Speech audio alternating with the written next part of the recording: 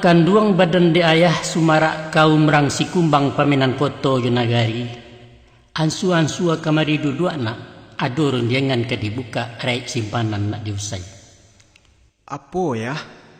Duduk. Manulah nak kanduang janyu ayah. Dalam sapakan dua nangko kaba barito ayah danga curito sayah dalam kampung. Kan yo berdiri rajo sepakai alam, berdiri pengulu sepakai kaum. Baitu undang dalam madai, tabuhu tekabe arek sampai kini alum berubah. Mako di dalam kaum persukuan nan babuku bakaratan nan basimpang basapiahan dalam sepayung sepataga di salingkuang tupa adat. Allah setanai salataan, Allah setapak sapijaan. Murai tak adonan bakicau rantiang tak adonan badatia. Konon wa angka digadangkan nak memacik tampuak je tangkai pucuk pimpinan persukuan. Iyalah pengulu orang namokan. Assalamualaikum warahmatullahi wabarakatuh, pemirsa. Salam jumpa bersama saya Hendra Makmur yang akan menemani Anda selama 1 jam ke depan. Pernah mendengar nama Sultan Rajoange dalam sandiwara radio tahun 80 dan 90-an? Atau Anda akrab dengan ceramah adat Minangkabau yang dapat kita dengar di rekaman, kaset, atau juga internet hingga hari ini? Ya, kita akan bertemu dengan tokoh yang menghasilkan berbagai karya tersebut. Dialah Yus Datuk Parpatya.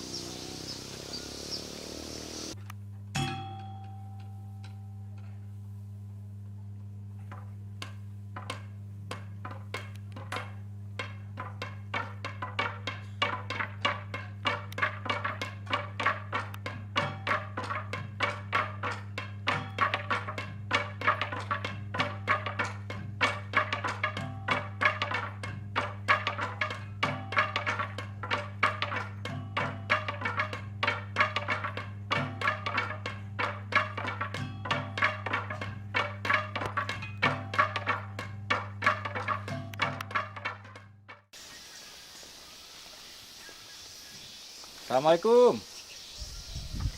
Saya Hendra, Angku. Hendra dari? Saya dari Padang. Oh, dari Padang. Iya, mau rencana memang mencari Angku Datuk Yus Datuk Parpatya sini. Saya sendiri. Iya, rencana mau banyak bertanya tentang adat Minangkabau dan lain-lain. Terima kasih, Pak. Ya, silakan. Mengganggu saya, Pak? Enggak, mengganggu enggak. Silakan. Saya dengar katanya informasi Bapak sudah kembali menetap di kampung halaman sejak beberapa. Iya, begitulah. Sudah hampir setahun saya di kampung dan barangkali ya selamanya di kampung lah. Sudah bosan merantau dari muda. Oh, sejak tahun berapa? Iya. Merantau? Umur 80 kurang 1, 79 sekarang. 79 tahun dan Iya. merantau sejak umur? Ya, saya umur dulu sekolah saya di Tanjung Balai Asahan tahun 62. Sudah itu Nong Lambuana, sudah itu nggak kerja, nggak habis sekolah kan. Yeah. Terus merantau dagang segala macam.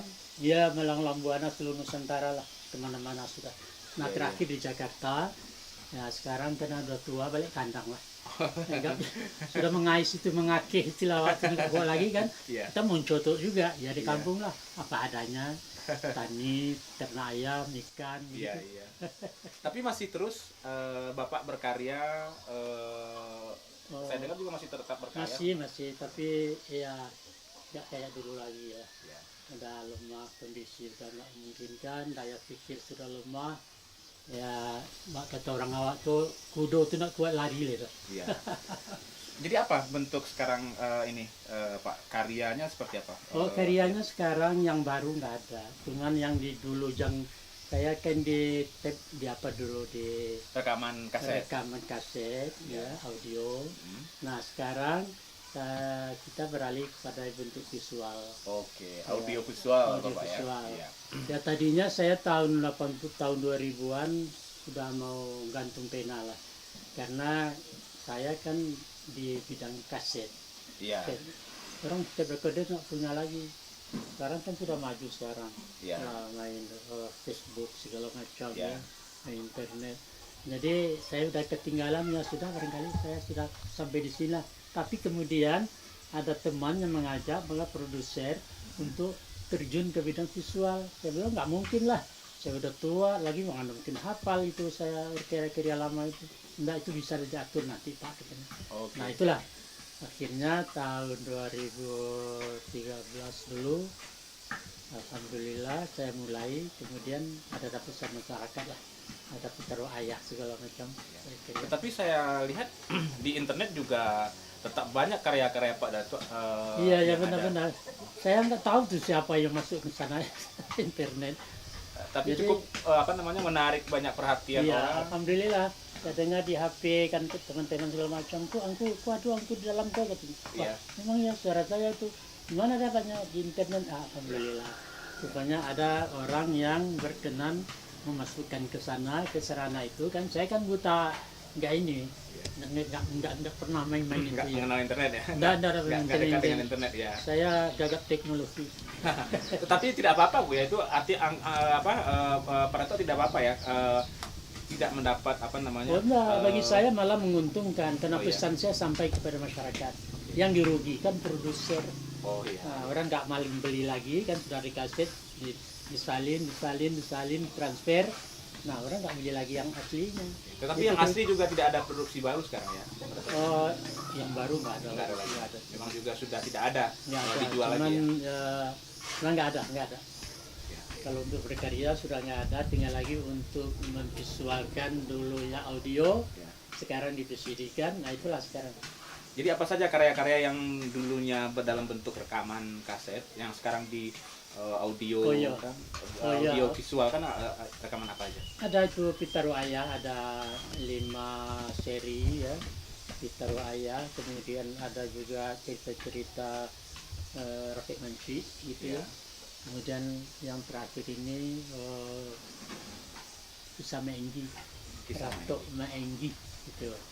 Nah sebelum itu juga ada Pemetik Tantrandam, ada juga semacam apa namanya itu Takane Baragia, artinya Ya. cerita lawak tapi humornya humor dakwah gitu. Jadi bukan hanya yang monolog saja, tetapi juga ada yang sandiwara yang Ada berbagi. yang bentuk drama, ada yang bentuk monolog saya sendiri kan sebagai katakanlah itu sebagai drama lah gitu ya. Ada itu yang banyak gitu. Yang dalam bentuk drama tentu tidak butuh Pak Datuk sendiri karena ada beberapa pemeran yang lain. Iya Nah, betul. tentu apakah sekarang harus mencari pemeran baru? Apakah seperti Oh, apa? pemeran baru. Tokoh yang pemeran baru. Karena pemeran yang lama itu sudah banyak yang meninggal, Sudah banyak yang apalagi sudah di Jakarta. Rafiq sudah Manci di kampung, misalnya kan. itu. Rafiq Manci bukan orangnya gitu. Tukar orang. Orang itu. Tetapi- Tapi ceritanya itu Masih tetap. masih tetap. Dialognya Oh dialognya kita sendiri, kita ulang sendiri. Karena dulu kan produksi Tanah Record. ya. Jadi harus kita ubah lagi sedikit, ada perubahan. Kalau itu di translate, nanti kan kita kena peraturannya. Itu orang punya hak mereka kan, kita sudah jual itu. Oke. Nah sekarang kita isi ceritanya, tapi dengan pemain baru, dengan versi baru gitu. Pemirsa, jangan kemana-mana dan tetap bersama kami. Menetap di Jakarta. Iya, akhirnya. Jakarta. Di Jakarta kita karena ke Jakarta, orang pada ke Jakarta, mungkin sumber hidup di Jakarta merubah nasib mungkin di Jakarta. Ya. Tapi mau di Jakarta mau bilang apa? Mau kerja sekolah tanggung, Ya.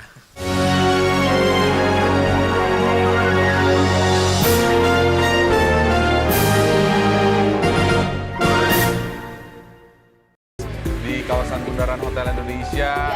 Ya, selamat pagi. Apa kabar Anda hari ini? Mudah-mudahan baik-baik Ini saja. kita masuk ke topik utama kita pagi ini. Ya, selamat pagi di Apa Kabar Indonesia. Tadi sudah melihat sedikit cuplikan-cuplikannya.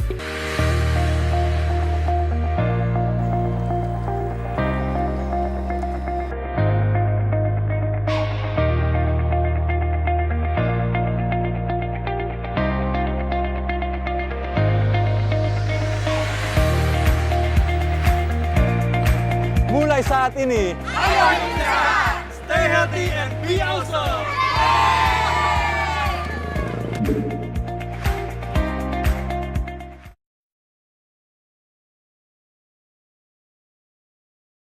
pekan ini kembali terpuruk dan sudah menembus level psikologis 13.600 per dolar Amerika Serikat. Ya, seiring dengan pertumbuhan nilai ekspor, kebutuhan pembiayaan terus meningkat. Dalam 8 tahun terakhir, nilai pembiayaan Lembaga Penjaminan Ekspor Indonesia atau Indonesia Exim Bank telah meningkat lebih dari 10 kali lipat. Sebenarnya apa yang terjadi sih, Pak? Ya, ini adalah yang namanya globalisasi, keniscayaan. Untuk mengetahui perkembangan terkini antara demo Yerusalem sudah ada di beberapa tempat. Saat ini ribuan massa di lapangan Karebosi masih melakukan aksi yang dinamakan aksi bela Al-Quds. Pengakuan Yerusalem sebagai ibu kota Israel merupakan salah satu berita utama yang ada di media-media Jerman. Aktivitas gempa masih kami pantau terjadi aktivitas gempa baik itu vulkanik masih berkisar di angka rata-rata 7. Hot News di TV One. Tim TV One memiliki video eksklusif saat pihak Dirkrimum Polda Jawa Barat terjadi pencurian di gudangnya salah satu supplier Pertamina yang melibatkan oknum security tersebut. Perlu ketelitian berkeulatan dari anggota kami karena melibatkan orang dalam. Menyamar menggunakan baju polisi, melakukan curas. Saja informasi tindak pidana tidak hanya berita-berita terbaru namun mendalam dari sebuah kasus kriminal. TV One memang beda.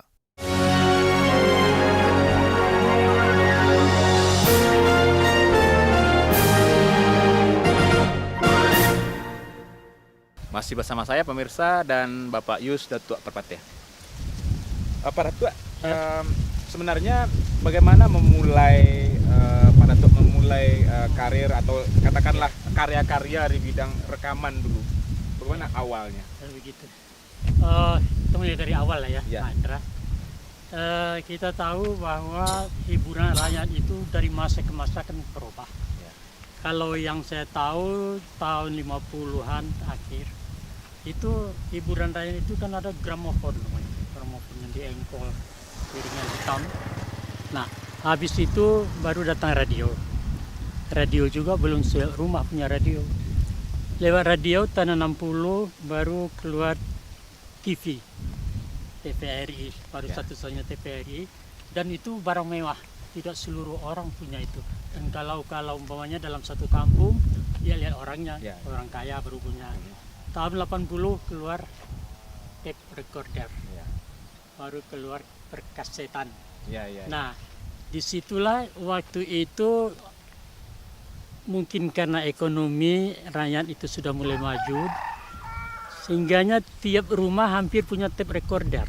Radio tape, ingatkan dulu radio tape. Dan Pak Datuk memulainya pada Nah, dari situ, oleh karena saya waktu itu kan hiburan rakyat sedang dikagumi oleh masyarakat dan umumnya terjangkau, itulah saya mulai masuk. Nah, itu peta industri rekaman ketika itu. Betul. Tetapi yang Pak Datuk sendiri bagaimana memulainya? Nah, saya itu kan begini. Saya dan setelah melanglang buana lepas SMA dulu terdampar di Jakarta. Menetap di Jakarta. Iya, Jakarta. Di Jakarta kita karena ke Jakarta, orang pindah ke Jakarta, mungkin sumber hidup Jakarta merubah nasib mungkin di Jakarta. Tapi mau di Jakarta mau bilang apa? Mau kerja sekolah tanggung, mau dagang nggak punya modal, mau merampok hati berdampuang, mau mengemis malu. Nah, oleh karena itu kemana coba dagang pasar, dari pasar ke pasar, obrol dari kaki lima ke kaki lima, sebenarnya dicoba. Cuman karena kita tidak punya modal, ya nantinya akhirnya kandas sampai selapan. Nah, kemudian saya diusulkan oleh teman buka konveksi. Konveksi ya? Tahun berapa itu? Tahun 79 akhir. 79 akhir ya. Jadi saya bilang, saya tidak punya ilmu tentang konveksi, mau bilang apa? Apa mau saya kerjakan? Dikasih tahu, dikasih kawan informasi, Pak Datuk cari sewa mesin, sewa rumah kontrakan untuk jahit, cari anak buah yang sesuai dengan kepintarannya, buka konveksi. Berapa orang anak buah karyawan? Karyawan ada 9 orang. 9 orang. Ya. Itu mesin jahit itu masih menjahit singer, sewa, nggak punya sendiri, nggak punya modal kan. Jadi katanya begini, ambil bahan saya, potong sendiri, kemudian harus dapat sekian dalam satu blok, ya, dalam satu kain. Nah, kemudian itu baru saya beli Sebelum itu saya membiayai ongkosnya buah segala macam. Sebelum dibeli itu gaji anak buah. Akhirnya karena lama-kelamaan gagal juga. Karena pasaran waktu itu sedang anjlok. Kemudian anak buah nganggur, sewa jalan juga. Bagaimana? Sekarang begini, kita coba-cobalah. Ikan sengsara buat nikmat ini. Sudah terjadi suka dukanya dalam konveksi, lantas saya bikin cerita-cerita, orek-orek cerita lah, cerita. Jadi kemudian saya hafal, saya kasih anak buah, kamu tukang potong menjadi ini, kamu tukang ini, tukang setrika peranannya ini, kamu tukang jahit peranannya ini, kasih peranan semua, coba baca. Jadi ternyata cikal bakal grup Balerong itu adalah karyawan konveksinya Pak Datuk. Iya, konveksi. Dan orangnya macam-macam dari Jawa, dari Palembang. Dan sama sekali tidak ada punya background atau apa namanya latar belakang. Termasuk saya sendiri seorang pimpinan kan. Ya, bukan profesi saya memang kan. Kenapa tiba-tiba muncul ide untuk membuat ini? Nah, ini barangkali pertama karena tersesat ide katanya ya. Kata orang awak kan, karena terpaksa. Kemudian mungkin ada bibit seni itu mungkin ada dulu di bawah lahir. Tapi baru tentunya ingatnya dicoba-coba jadi. Jadi ya. Nah, rupanya menjadi saya kasih riwayatnya begini. Naskah selesai, saya kasih mata nama rekod. Ini apa ini? Ini kan drama Minang, Pak. Ini drama orang Otai ini katanya. Ya kalau Bapak mau tuh enggak usah. Saya kasih orang, enggak mau juga. Terus ada seorang bos kaset di Jambi. Namanya lupa saya namanya itu ya, John Transistor namanya John, orang Batu Tabah. Katanya dia tertarik, padahal coba ini produksi tapi saya nggak punya modal, saya modalin, ayo kita kerjasama. Oke, ini saya tertarik, ini saya bisa laku ini dalam keadaan sekarang, karena sekarang ada saluang, ada lagu segala macam, yang drama ini belum ada drama Minang. Oke, ini yang saya jadi kan. Kemudian dia mau, sudah ambil studio sudah di booking studio, Cina punya studionya kan. Kemudian katanya kita rekaman tanggal sekian. Tahu-tahu entah kenapa dia tuh menggagalkan sendiri. Pak John ini? Ini katanya Pak John ini katanya, aduh maaf Datuk, sudah nggak jadi. Kenapa? Ya modalnya sedang ini segala macam. Loh, kenapa nggak dari dulu? Ini kan baru cerita baru. Masalah modal segala macam belum pernah kita bicarakan. Yang jelas ini maaf saja lah, nggak bisa kita terusin. Ya kalau begitu gimana, sudah terlanjur rugi dong. Saya sudah mati anak buah, saya sudah beli ini peralatan segala macam kan, sudah konsumsi segala macam. Jadi katanya itu saya gantilah katanya. Aduh gimana ya. Akhirnya begini Pak Datuk, ada solusinya apa? Saya carikan bos orang Cina, ada Cina. Bos saya, dia produksi, kita jual sama dia, uangnya untuk Pak Datuk, saya cuma mengantar. Datang dia ke sana ke Cina, namanya Chowan. Bagaimana Om Chowan? Ini ada cerita Padang ini bagus ini. Wah saya nggak ngerti nih. Rekam aja lah, ini pasti laku ini. Kalau ragu, bos kalau ragu, saya ngambil 2.000 biji. Oh, dia tetap memberikan jaminan? Iya, 2.000 saya beli. Nih cash saya beli 2.000. Ya Cina ini lalu udahlah, saya anggap judi lah ini katanya kan. Rekam itu, direkam, kita punya itu. Benar-benar Pak Joni sudah memodali Cina itu 2 juta kan, 2.000 kaset. Jadi kemudian harga gimana pada tuh, harganya berapa? Waduh berapa ya harganya, saya belum paham juga. Mau 500.000 nggak? 500.000 anak buah saya 8 orang. Ini 500 itu sudah banyak juga, lumayan ya. Jadi katanya tambahlah 200 buah kalau bisa, tambah 100 lah, 600 saja. Ini bukan dagang buku Pak, orang baru ya? Iya saya orang baru, nggak ada cerita. Kalau mau rekam tuh enggak, saya banyak urusan. Ya boleh buatlah, direkam dengan modal 500.000 itu, maka saya gajilah anak-anak buah itu, gaji dibagi-bagi. Lantas kemudian rupanya kaset ini laris di pasaran. Lantas saya dagang. Itu saya dagang, ya dagang lagi ke Jambi. Bikin yang baru dong Pak Datuk. Oh nggak bisa bos, saya lagi dagang ini. Mau ke Jambi saya besok. Oh jangan, tolonglah. Kita nggak tahu di Kalendaris kan. Kita nggak tahu sama sekali. Tolonglah pada tuh ini yang kedua ini. Tolong bikin yang kedua lah. Ya oke. Berapa? Bilang 2 juta. Loh kok 2 juta? Kali 500.000 tempoh hari. Ya 500.000 kan makan duku, bukan dagang duku bos. Ini kan dagang seni. Mau jadi kita kerjain, kalau enggak saya mau berangkat. Saya banyak urusan. Ya kita balas kata yang kemana kan orang awak kan begitu. Kalau kena sekali. Lantas dia bilang, oke lah, rekam. Itu rekaman pertama itu Simpang Duo. Simpang Duo ya. Rekaman yang kedua yaitu Raja Langit Terima Rantau itu Meniti Buya. Meniti Buya. Masih meledak terhadap masyarakat kan di berapa puluh ribu kaset? Saya nggak tahu itu, karena itu rahasia perusahaan. Apa yang saya tahu ada gudangnya yang itu kaset-kaset bekas, kaset-kaset Sunda yang nggak laku itu digiling lagi untuk Simpang Duo. Habis 1 gudang. Nah itu saya nggak tahu berapa dan saya juga nggak nanya kan. Ya itu kan nanya soal itu kan. Pemirsa, semakin menarik perbincangan kita dengan Pak Datuk. Namun kita harus break sejenak dan jangan kemana-mana, tetap bersama kami. Karya saya hampir 130 judul. Itu tidak pernah ada cerita orang lain. Yeah. Artinya yang kesini cerita orang, saya gubah, enggak.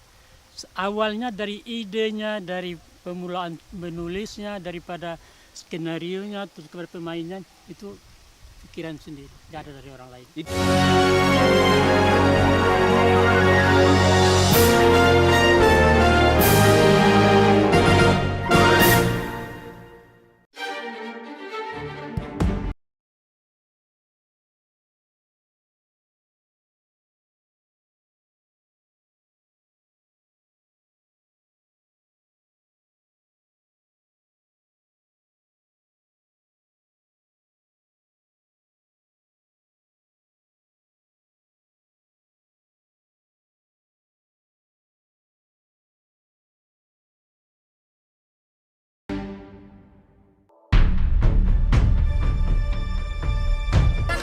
Dari Pusat Berita.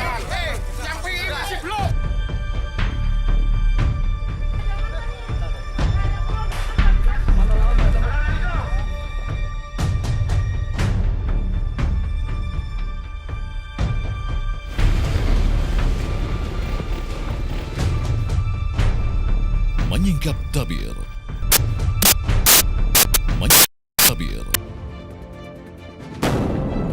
Dua penyerang yang salah satunya adalah pelaku bom bunuh diri menyerang sebuah stasiun televisi lokal TV Shamshad di Kabul, Afghanistan.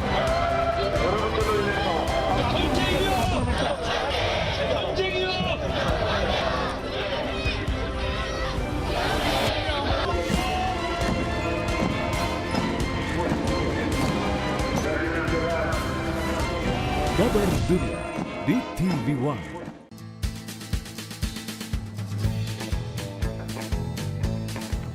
Tanpa rekayasa, bersandar fakta, menggali inti berita, mencari solusi.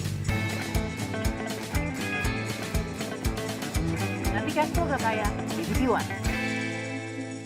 Saat jatuh karena serangan jantung, kita harus curiga dulu apakah ini memang serangan jantung. Anda bisa segera melakukan yang namanya CPR. Aduh dok, saya sakit mah nih, alhamdulillah berat badan saya udah turun 5 kilo. Nggak boleh. Pastikan Anda mendapat informasi kesehatan yang benar dan terpercaya.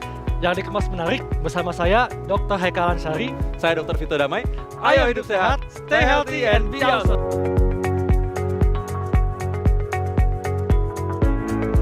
Di TV One, memang beda. Selama masih ada zikir, pasti selalu Allah bersama kita. Fadhkuruni adhkurkum washkuruli wala takfurun. Kamalu ma'rifatihi mahabbatuhu. Sempurnanya mengenal Allah adalah mencintai Allah. Mendidik karakter anak seimbang antara akhirat dan dunia. Membangun akhlak, membangun akal. Dua-duanya harus seimbang. Damai Indonesiaku, TV One memang beda. yang elok dan menarik. Keunikan, keindahan, kebaikan Indonesia. Alam dan lingkungan, manusia dan budayanya, seni dan tradisi, ilmu dan teknologi. Semua kabar baik tentang Indonesia. Indonesia Plus, hanya di TV One. Memang beda.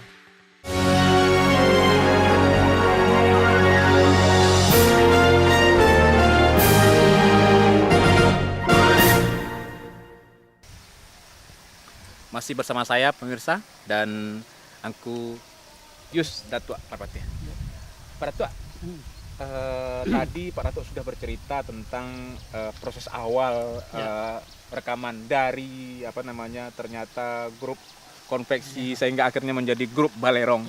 Nah, proses kreatif Pak Datuk sendiri ketika dalam proses membuatnya sampai kemudian merekamnya seperti apa, Pak Datuk? Oh, begini, Nandra. Dimulai dari nama Balerong itu dulu ya. Saya dirikan November tahun 1979. Kenapa Balerong? Balerong itu balai adat. Ya, balai adat, balai ruang, balai seruang. Itu balai adat. Tempatnya nenek mama bermusyawarah. Kalau di sekitar meninjau ini namanya Balerong, dialek di sini. Balairung itu jadi Balerong. Kenapa saya ambil judul itu? Karena saya akan berbincang tentang adat. Adat yang mana? Adat yang bersyarat bersama kitabullah. Itu namanya awalnya dulu grup Balerong. Dan ini grup bukan suatu suatu kesatuan beberapa orang, bukan grup penggete grup kan itu. Ya kan? Tapi grup ini saya sendiri yang punya, saya sendiri pendirinya, yang lain itu bukan anggota. Bukan anggota Balerong. Pendukung, mitra cara sekarang ya kan. Jadi itu makanya sebabnya Balerong itu bisa awet itu. Kalau biasanya grup, artinya himpunan dari beberapa seniman itu biasanya nggak lama. Agak susah. Susah sebab ini masalahnya masalah cari nama dan masalah ini uang. Itu pangkal kehancurannya satu grup itu. Nah itu saya hindari itu. Sekarang Balerong saya punya, saya mendirikan, saya yang mengasuh, saya membina, saya yang punya. Anda pendukung Balerong. Saya gaji honor, kalau saya main, kalau enggak saya cari orang lain. Jadi freelance mereka itu. Kalau proses kreatif Pak Datuk sendiri bagaimana? Menulis karya? Oh begitu. Saya begini, sebanyak itu karya saya hampir 130 judul. Itu tidak pernah ada cerita orang lain. Artinya yang ke sini cerita orang, saya gubah, enggak.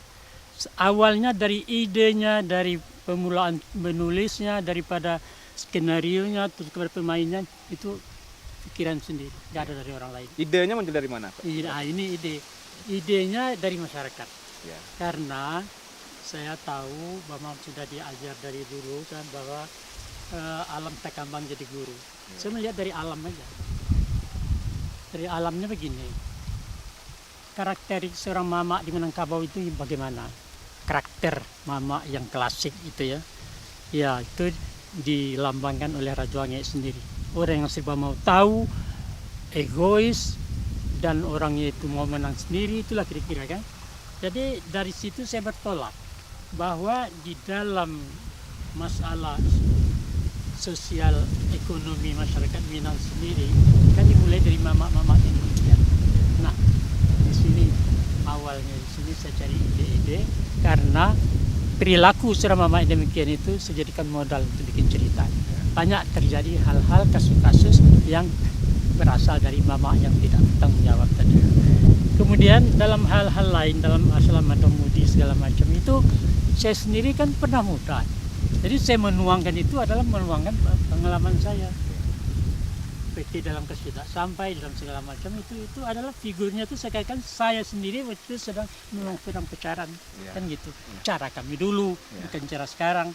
Nah, dalam hal itu rupanya ini karena saya bicara soal kekinian, soal masyarakat sekarang, rupanya masyarakat menerima. Karena ini seakan-akan sketsa masyarakat masa kini. Hingga sudah 130 judul ya? Iya. Berupa apa gitu. saja pada itu? Itu berupa drama, berupa ada berbentuk komedi. Iya, komedi, ada berbentuk ceramah, ada berbentuk dialog dan juga ada berbentuk yang dikatakan itu monolog ya. Gurindam ya. Ada juga salung saya bilang kita pernah rekam. Dan semuanya itu saya katakan tadi tidak pernah yang di luar otak saya. Susah nggak? Kalau zaman dulu susah nggak rekamannya dibandingkan dengan zaman sekarang? Oh jauh, beda, jauh susah. Kemajuan teknologi dari 30 tahun ini begitu banyak perubahannya. Kalau dulu kami rekaman itu diulang-ulang. Diulang, kalau salah diulang lagi, salah diulang. Kalau sekarang salah terus saja salah. Nanti dipotong. Mereka itu urusan mana-mananya itu siapa? Orang-orang studio lah ya. Untuk 1 jam take gambar itu bisa berapa kali ulang tuh biasanya berapa hari mereka? Satu cerita itu bisa 3 hari, 3 malam. 3 hari 3 malam ya? Iya, itu cerita dulu. Karena kalau ada umpamanya yang mau disambung, itu bisa dipotong kita itu disambung lagi. Oh, itu kerjanya waktu itu kan kerjanya mereka orang studio sambung, kemudian baru dibunyikan lagi. Jadi lebih susah proses dulu sekarang. Lebih susah. Sekarang dulu kan terus diulang-ulang itu kan dengan sendirinya kita putus harus membangun kembali semangat baru. Betul, bangun rasa. Jadi kontinuitas itu hilang kontinuitas. Sekarang terus saja salah terus nanti itu operator nanti yang akan mengurusnya kan. Setelah fase drama, fase komedi, Pak Datuk kan mulai juga masuk kepada fase ceramah adat. Artinya lebih serius berbicara tentang adat. Ketika jadi, dalam cerita begini ya Nandra, dalam cerita itu kalau yang ibaratnya orang bikin baju, kerah ini mesti saya yang jahit, sama kantong saya yang jahit. Yang lain silakan anak buah, mau pasang badan, pasang segala macam, dan pasang kancing. Tapi yang 2 itu saya nggak lepas itu. Apa itu yang 2? Dalam satu cerita itu kan ada apanya tuh bobotnya itu ya. Nah jadi pada sekarangnya pesannya itu harus dari si pembawa cerita yang benar-benar ditokohkan dalam cerita itu. Kalau seorang mama itu bagaimana seorang mama yang benar itu. Jadi dalam itu saya nggak lepas kepada orang lain bagaimanapun dia pintarnya, saya nggak percaya saya. Saya yang mengesetnya itu, kemudian saya yang akhirnya itu kan. Nah, jadi waktu itu saya nggak mudah percaya kepada anak buah, kepada anggota, saya semuanya menangani. Jadi dalam hal itu sekarang setelah keluarnya teknologi baru soal yang dan saat keluar lagu dalam satu ini itu yang nyimpen lagu itu flash disk. Kalau sekarang kan belum mana ada itu kan. Nah, jadi itu sekarang kan begitu kemajuannya itu. Nah saya sudah bisa mengikuti lagi kan karena sudah tua, memang saya gagap teknologi. Saya mau mencoba sampai di sini. Tahu masih disambung lagi. Ternyata tetap diperlukan pada peran pada dan itu saya kan tanda kutip saya dipaksa oleh produser. Ayo Pak Datuk nggak apa-apa, saya nggak punya modal, nggak urusan modal. Ke Jakarta, untuk dari Jakarta ke Padang saya punya ongkos beli tiket. Perbaiki gigi, gigi baru, gigi palsu. Sementara kita hentikan dulu, pemirsa tetap bersama kami, jangan kemana-mana. Kami dulu menyimak praktek adat di tengah-tengah masyarakat itu sendiri. Soalnya di mana? Soal yang sebenarnya bukan yang muda, tapi di mana sebenarnya masalahnya? Masalahnya yang muda sekarang itu tidak ada lagi yang mau dicontoh. Kalau kami dulu mencontoh, menteladani perilaku yang tua-tua generasi dulu.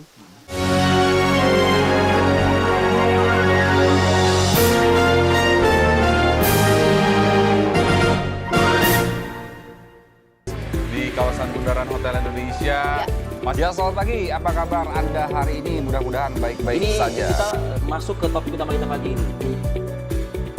Ya, selamat pagi. Di Apa Kabar Indonesia tadi sudah melihat sedikit cuplikan-cuplikannya.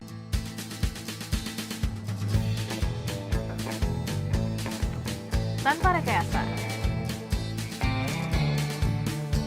Bersandar fakta. Menggali inti berita. Mencari solusi.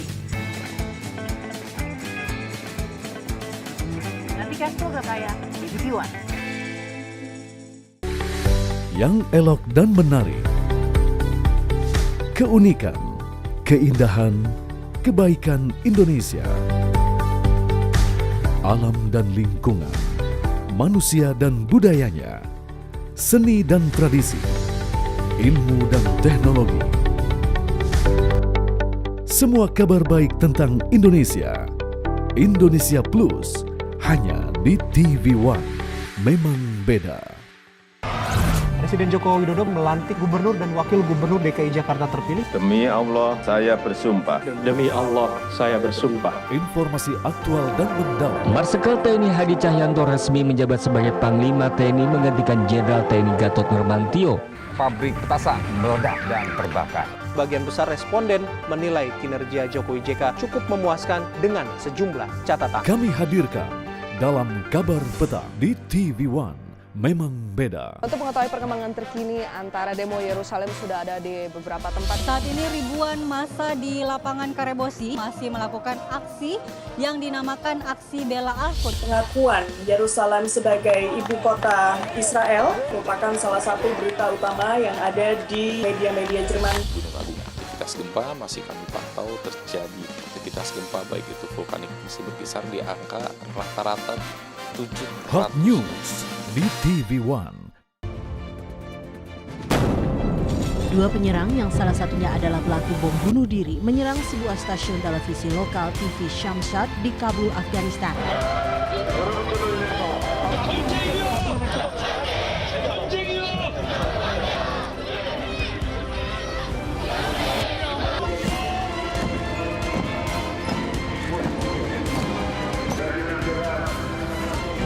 Kabar dunia di TV One.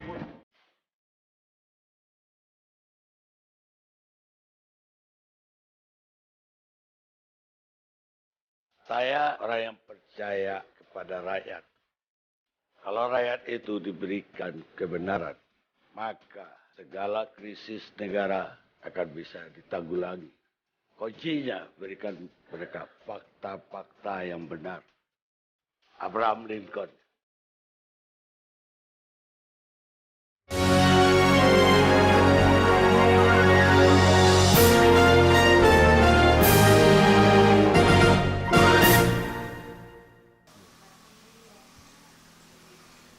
Masih bersama saya pemirsa dan Angku Yus Datua Parpatya.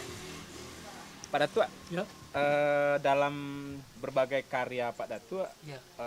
Selalu membawa pesan betapa pentingnya adat Minang, ya. Betapa kemudian ada anjuran bahwa masyarakat Minang kembalilah berkepribadian Minang, ya, memakai adat Minang. Tapi Pak Datua sendiri melihat bagaimana sebenarnya penerapan adat Minang di zaman kini dalam realita yang Pak Datua lihat? Begini, mungkin kena perubahan zaman ya. Nilai itu kadang-kadang pun sudah berubah. Oh. Jadi dalam hal itu kalau dibanding dengan saya yang sudah 3 zaman gitu ya. Dibanding sebelum tahun 70 lah sampai sekarang sudah jauh perubahan. Bagaimana mengaplikasikan adat itu, bagaimana orang memakai adat, kalau dikatakan pakai baju tidak pakai usang, adat pakai baru. Memakai adat baru itu sekarang yang sudah susah. Jadi kalaulah bisa dikatakan bahwa adat Minangkabau itu menghadapi suatu persimpangan gitu ya. Saya khawatir kalau nanti adat ini akan hilang dari peredaran. Gitu ya. Karena apa? Karena nilai-nilai adat itu orang sudah tak kenal dan tidak lagi mengamalkan. Tapi ingin tahu itu ada. Ingin tahu ada. Artinya animo untuk itu ada, tapi untuk mengamalkan, mengaplikasikan adat itu sendiri dalam kehidupan sehari-hari itu sudah jauh panggang dari api. Jadi dalam hal ini kalau dikatakan adat itu adalah diwariskan kepada generasi baru, pewarisan ini yang saya gamang itu nggak nyambung lagi sampai sekarang. Karena apa? Karena yang muda itu sudah tidak lagi peduli dengan adat. Yang tua itu tinggal menghimbau. Di mana masalahnya? Masalahnya begini. Masalahnya kalau saya tidak menyalahkan angkatan muda. Oh iya? Tidak yang salah yang muda? Bukan. Karena apa? Karena kami dulu juga tidak pernah belajar adat, tidak ada buku adat, tidak ada diskusi adat, tidak ada ceramah adat. Kami dulu menyimak praktek adat di tengah-tengah masyarakat itu sendiri. Soalnya di mana? Soalnya soal yang sebenarnya bukan Ya. yang muda, tapi di mana sebenarnya masalahnya? Masalahnya yang muda sekarang itu tidak ada lagi yang mau dicontoh. Kalau kami dulu mencontoh, menteladani perilaku yang tua-tua generasi dulu, yang kami tahu itu adalah untuk modal kami untuk melaksanakan mewariskan adat itu, menyambung kepada generasi seterusnya. Sekarang nggak bisa lagi karena mereka itu tidak mewarisi karena tidak ada yang mau dicontoh teladan untuk ditiru. Jadi siapa yang salah sekarang? Mama tidak pernah memberikan pengertian kepada kemenakan. Kemenakan ingin tahu tapi tidak ada figur yang untuk mengatakan adat sendiri karena prakteknya sudah tidak ada. Dari mana anak di pangku kemenakan dibimbing? Sampai di mana peran mama sekarang terhadap kemenakan? Sekarang sistem rumah tangga Minang sekarang sudah dari ayah anak, bukan lagi mama kemenakan. Makanya saya bikin ditaruh ayah itu karena yang didengar sekarang ayah bukan mama. Karena mama itu udah longgar kaitannya. Jadi dalam hal itu yang jauhnya sekarang itu pengamalan adat itu karena yang muda-muda itu tidak lagi mempraktikkan adat bagaimana pesan-pesan dan fatwa adat sendiri menerapkan di tengah masyarakat. Karena yang dicontoh tidak ada. Angkatan muda sendiri ingin mencontoh pada angkatan sebelumnya tempat dia mewarisi, tidak ada lagi yang harus ditauladani. Lalu apa yang mesti, kalau memang kita menganggap adat Minang masih penting, apa yang mesti kita lakukan dalam kondisi seperti ini? Seharusnya angkatan muda ini ada animo untuk menjangkau, menjemput. Kemudian si mama ini, angkatan sekarang yang sedang generasi sekarang ini harus memberikan pembekalan itu kepada yang muda-muda. Harus dia memberikan dengan contoh-contoh, bukan hanya dengan fatwa. Karena ini taruhlah umpamanya balerong cukup itu dengan bicara, dengan kan, dengan ceramah segala macam. Itu kan saya akan mengingat pada satu hadis bahwa kalau terjadi satu kemungkaran, rubahlah dengan tanganmu. Saya tidak punya tangan, tidak punya kekuasaan. Kalau kamu tidak sanggup, rubah dengan mulut. Nah sekarang balerong merubah dengan mulut, dengan bicara, dengan dialog. Kalau tidak juga merubah dengan hati, itu selama-lama iman, kata hadis. Jadi saya ngambil yang kedua, mencoba menyampaikan sesuatu itu menurut pengamalan saya, pengalaman saya, dan mudah-mudahan itu bisa diserap oleh angkatan muda. Kalau untuk mencontoh, siapa yang mau dicontoh? Tak ada lagi praktek adat itu di tengah-tengah masyarakat. Sebab seorang anak yang dari kecilnya tuli, pasti kalau sudah besar dia menjadi bisu. Masih bisa kita, bisu. Jadi adat Minang ini masih bisa kita kembangkan lebih, kita ajak. Harus. Gitu. Kita harus. Kalau begitu kan meminangkan orang Minangkabau itu penting, itu proyek itu. Nah sekarang bagaimana caranya? Itu tergantung kepada kebijakan daripada pemangku adat, para intelektual Minang, orang-orang tua Minang, bagaimana mewariskan adat ini kepada generasi bawahnya. Itu jadi masalah. Jadi sampai sekarang kan kalau umpamanya wibawa mama itu Pengulu itu sudah tipis, nah kenapa ini sampai terjadi, nggak ada didengar lagi oleh anak kemenakan. Malah sekarang karena cenderungnya masyarakat kita ini ke masyarakat materialistis, karena mama itu tidak memberikan apa-apa selain daripada fatwa. Jadi mereka tidak mau dengar, tapi kalau ayah ada uang. Oh begitu. Nah, iya. Jadi mama juga, Iya. mama ketemu dapat cendawan geng itu ya. Iya. Tapi kalau mama itu sekarang, kalau kami dulu mama itu memang seorang guru itu adalah mama itu. Bagaimana hidup tengah-tengah masyarakat, bagaimana mengatur keluarga, bagaimana kita bersikap sebagai seorang calon mama kan. Nah itu dulu kali. Sekarang pembekalan itu sudah terjadi pergeseran ya. Nah, tapi apakah kemudian paradigmnya berpergeseran? Apakah mau digeser lagi seperti dulu? Mungkinkah kita kembali ke zaman dulu? Memang tidak mungkin untuk persis zaman dulu, tidak mungkin. Tidak mungkin. Tapi formatnya itu yang dari sekarang. Kan orang mengatakan begini, sekali aja kadang sekali tapi yang berubah. Iya. Maksudnya? Berubah itu bukan arti berubah nilai. Berubah memang. Kalau tadi malam banjir, sekarang tepian itu berubah. Yang 3 liku menjadi lurus, jadi satu belok katanya. Siapa yang menyebutkan air bah? Banjir aja kadang. Tapi nilai tidak berubah. Air tetap mengalir dari ulu ke muara. Ya, kalau kita analogikan keadaan, apa yang harusnya tetap ada, apa yang harus berubah? Nah, begini, kita harus mencari semacam modifikasi dalam adat. Modifikasi di dalam adat. Ya. Maksudnya jadi kalau umpamanya begini, kembali kepada nilai tadi kan. Ya. Kalau dikatakan tidak perubahan nilai itu ya, ibarat satu gambar ya. Gambar itu bingkainya boleh kita tukar-tukar. Boleh dulu kayu, kenang jadi villa, kemudian jadi plastik, silakan. Tapi foto di tengah ini jangan berubah. Ini yang menjadi hakikatnya ini. Yang menjadi permasalahan kan mengangkat foto yang asli ini yang kita kawal. Nah itu. Jadi sekarang kalau umpamanya mengikuti adat orang dulu secara secara utuh sudah tidak mungkin lagi ya. Ya. Kalau dulu umpamanya taruhlah orang kalau mengundang barale gitu ya, dari rumah ke rumah bawa sirih mengundang, kami disuruh oleh mama untuk mengundang bapak besok datang untuk mendoa ini kan. Sekarang kan tidak lagi, sekarang pakai surat undangan, pakai surat, tidak lagi naik rumah turun rumah. Nah terakhir malah dengan hati melalui SMS orang mengundang, jadi nggak jadi masalah lagi bagi mereka kan. Undangan, kan perubahan. Undangan berubah dari siri ke telepon seluler. Iya, boleh tapi isinya tetap menghormati orang yang diundang. Nah, gitu. Nilainya tidak berubah. Nilai tidak berubah. Pemirsa, tapi firman boleh berubah. Apa nilai-nilai itu akan kita lanjutkan setelah yang satu ini. Tetap bersama kami. Umpama kita tahu hak asasi manusia, bahwa kepentingan kita itu dibatasi oleh kepentingan orang lain. Di Minangkabau sudah diterapkan itu. HAM sudah diterapkan. Pepatahnya mengatakan bahwa lama diawak ke-7 jurang. Jangan lama diawak seorang. Kan itu sumber HAM itu. Memikirkannya lama kita itu juga ke-7 orang lain.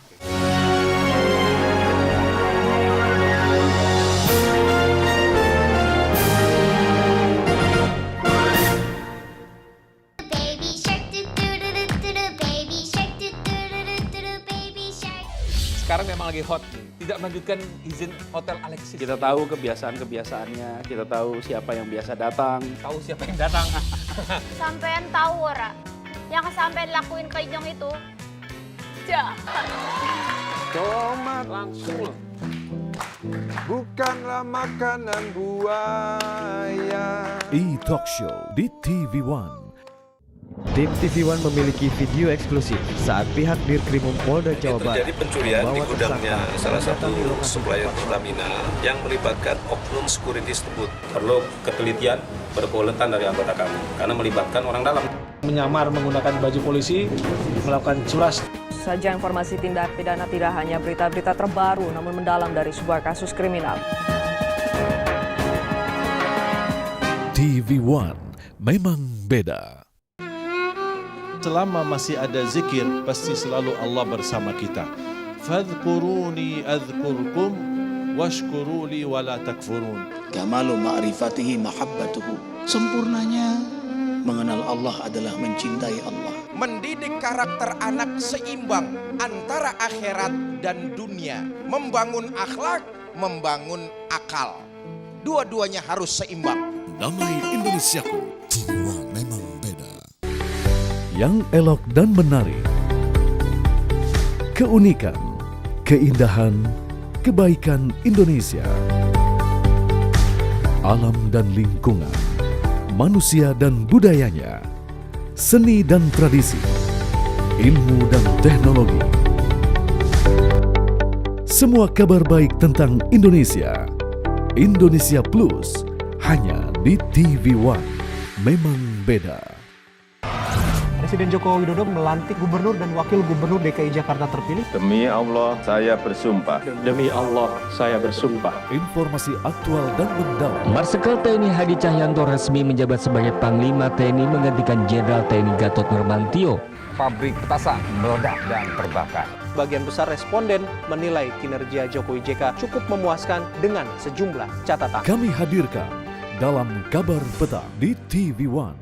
Memang beda. Untuk mengetahui perkembangan terkini antara demo Yerusalem sudah ada di beberapa tempat. Saat ini ribuan massa di lapangan Karebosi masih melakukan aksi yang dinamakan aksi bela Al-Quds. Pengakuan Yerusalem sebagai ibu kota Israel merupakan salah satu berita utama yang ada di media-media Jerman. Aktivitas gempa masih kami pantau terjadi. Aktivitas gempa baik itu vulkanik masih berkisar di angka rata-rata 7.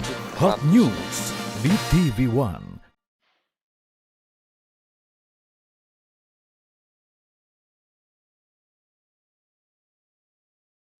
Saya orang yang percaya kepada rakyat.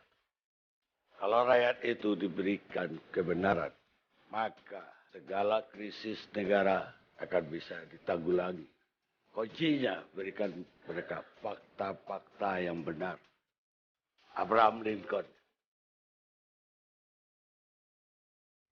Di kawasan bundaran Hotel Indonesia. Mas Dias, selamat pagi. Apa kabar Anda hari ini? Mudah-mudahan baik-baik saja. Kita masuk ke topik utama kita pagi ini.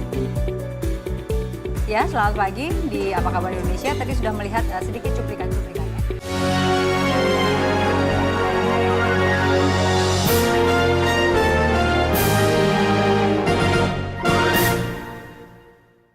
Pemirsa, masih bersama saya Hendra Makmur dan Angku Yus Datuk Perbatia. Pada Tuak tadi kita sudah berbincang agak panjang dan terakhir tadi masuk kepada betapa kemudian menurut Angku pada Tuak perlunya adat tetap dipertahankan. Tapi sebenarnya ini yang penting untuk generasi muda. Apa pentingnya adat Minang itu sebenarnya? Apa sebenarnya isi penting dari adat sehingga kemudian dia patut untuk tetap kita pakai zaman sekarang? Adat itu, Naendra, itu kan suatu aturan hidup. Aturan hidup ala masyarakat Minang, ala etnis Minangkabau. Mungkin tidak sama dengan orang lain, tapi justru ketidaksamaan itu harus kita cari nilainya di mana. Kalau saya mengatakan bahwa adat Minang itu sendiri sebetulnya sudah keduluan lahir daripada alam masyarakat modern sekarang. Oh iya. Itu ya. Maksud saya begini, kalau sekarang kita mendengar hal-hal yang wah dari barat, sebenarnya Minangkabau sudah mulai. Ada suatu moto ataupun iklan daripada Semen Padang, katanya begini, kami telah memulai sebelum orang lain memikirkan. Kami sudah memulai sebelum orang lain memikirkannya. Artinya kita sudah keduluan dari orang. Nah inilah kita sudah lebih dulu dari yang lain. Iya, kita superior Minang itu di sini. Umpama kita tahu HAM, hak asasi manusia, bahwa kepentingan kita itu dibatasi oleh kepentingan orang lain. Di Minangkabau sudah diterapkan itu. HAM sudah diterapkan. Pepatahnya mengatakan bahwa lama diawak ketujuh jurang, jangan lama diawak seorang. Kan itu sumber HAM itu. Memikirkannya lama kita tuh juga ketujuh orang lain, jangan lama sendiri kan. Jadi kepentingan orang lain itu harus kita pikirkan di samping kepentingan kita. Itu di Minangkabau sudah dulu itu. Sudah lebih dulu ya? Sudah lebih dulu. Sekarang Endra, kita baru mendengar beberapa tahun kebelakang ini ada tender-tender, penawaran tertutup. Artinya kalau ada satu bangunan akan diborongkan, ditawar siapa yang lebih murah. Kalau barang mau dijual kan yang lebih mahal. Di Minangkabau sudah ada. Mana? Barosok bukan? Ah itu dia.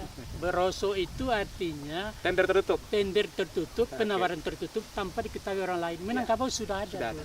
Sudah. Di dua. Yang ketiga, orang Jepang sekarang membuat rumah anti gempa. Nggak tahu bagaimana tekniknya entah dengan segala macam kan. Tapi Minangkabau sudah dulu. Rumah gadang sudah lebih dulu. Rumah gadang. Kenapa rumah gadang tidak bisa roboh oleh topan, oleh gempa, oleh angin apa kan? Oleh badai segala macam, karena ada rahasianya. Rahasia pertemuan kayu itu antara tiang dengan paran, antara paran dengan segala macam itu dipahe, dipunco, dipasak, tidak dipaku. Tidak dipaku. Bahkan tiang itu sendiri diletakkan di batu pipih, bukan ditanam di dalam. Itu fondasi. Kalau fondasi dikatakan kan ditanam dalam tanah. Di Minangkabau tidak, di atas batu terjadi geseran, dia itu kan bergerak pangkal itu. Tiang itu di atas batu itu berapa mili kemudian dia tuh kembali kepada posisi awal. Nah di Minangkabau sudah ada tuh anti gempa.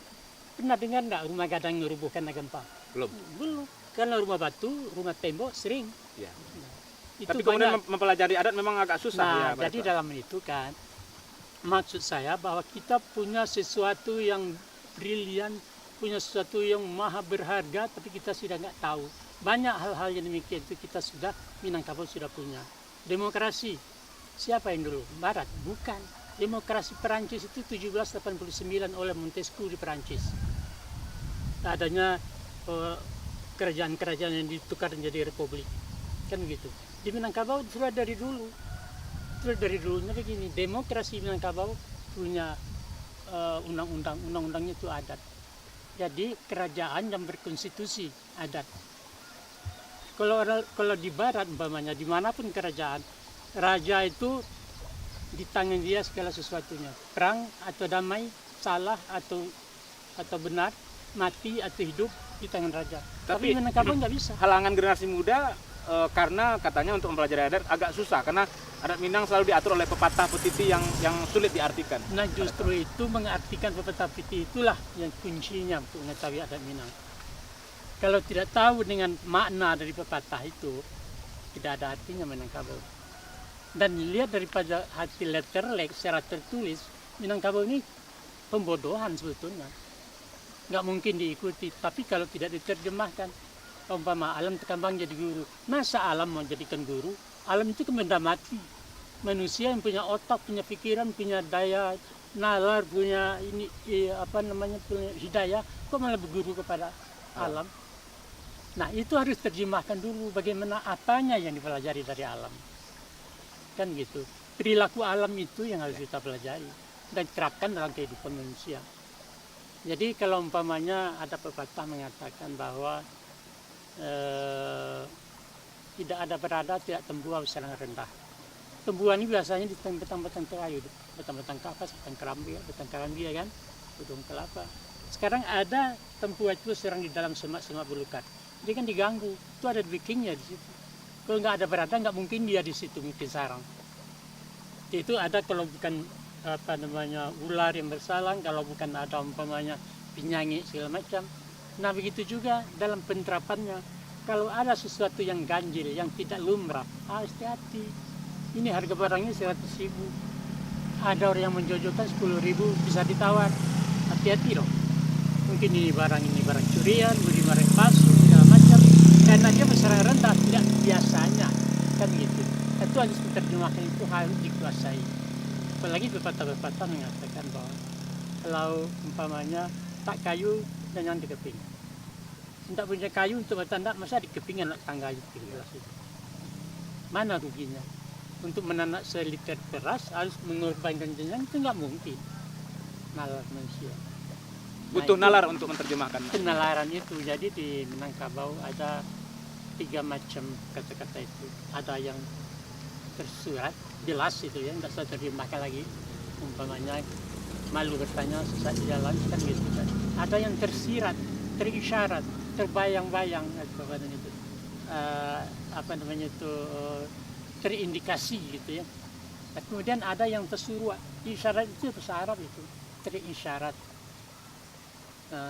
Dikatakan dalam hal itu bahwa ini adalah sesuatu yang tersirat. Dalam bahasa kita tersirat kan. Nah itu harus terjemahkan, diperjelas dulu. Jangan berpedoman kepada letterleknya, kata-katanya, tapi kontekstualnya, dengan tekstualnya. Yang tersurat tadi ya, satu lagi. Yang tersembunyi berarti ya. Tersembunyi ya, yang tersurat, yang ketiga yang tersurat. Oke. Pak Datuk, kita sudah berbincang hampir 1 jam penuh. Ya. Terima kasih atas waktu Pak Datuk terhadap saya. Demikianlah perbincangan kita bersama Angku Yus Datuk Perpatiah selama 1 jam terakhir. Semangat beliau menjaga nilai-nilai adat selama hampir 40 tahun terakhir sejak tahun 1989, 1979 sampai sekarang, menjadi semangat juga bagi generasi sekarang untuk tetap mempertahankan adat Minangkabau. Saya Hendra Makmur dan kru yang bertugas undur diri dan sampai bertemu pada episode yang lain. Assalamualaikum warahmatullahi wabarakatuh.